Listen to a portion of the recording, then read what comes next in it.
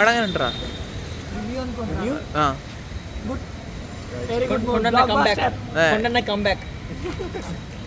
നിജമാ?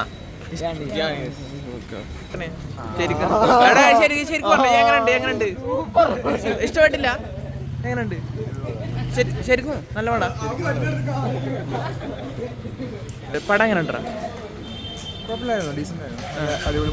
തിരിച്ചു വരും എന്നൊക്കെ പറയാൻ പറ്റുന്ന മൂവി ആയിരിക്കും. തീർച്ചയായും കുറെ കാലത്തിന് ശേഷമാണ് ദേവരകൊണ്ട അത്യാവശ്യം നല്ലൊരു മൂവിയാണ്. നല്ല എങ്ങനെയുണ്ട്? വില്ലൻ എങ്ങനെ ഉണ്ടായിരുന്നു? വെങ്കടേഷ് അടിപൊളിയായിരുന്നു. വെങ്കടേഷിന്റെ റോള് കിഡ്ലാൻ ചെയ്തിട്ടുണ്ടായിരുന്നു. എങ്ങനെയുണ്ട്? അടിപൊളി പടം. വെങ്കടേഷാണ് പൊതുവെ എടുത്ത് പറയാനുള്ളത്.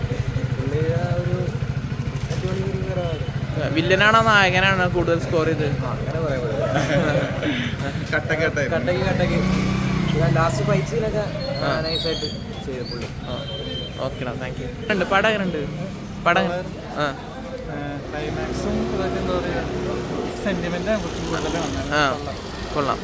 ഡ്രാമാറ്റിക് ആയിട്ട് എങ്ങനെ നായകനാണോ വില്ലനാണോ കൂടുതൽ സ്കോർ ചെയ്തതാണെങ്കിൽ? രണ്ടുപേരും അടിപൊളിയായിരുന്നു. ജസ്റ്റ് രണ്ടുപേർക്ക് പടം എങ്ങനെയുണ്ട്? നായകനാണോ വില്ലനാണോ കൂടുതൽ സ്കോർ ചെയ്തതാണെങ്കിൽ? ഈ വിജയ് ദേവരകൊണ്ട ഒരു തിരിച്ചറിവ് എന്നൊക്കെ പറയാൻ പറ്റുന്ന ഒരു പടമായിരിക്കും. അതെയോ? കുഴപ്പമില്ല. ഓക്കെ.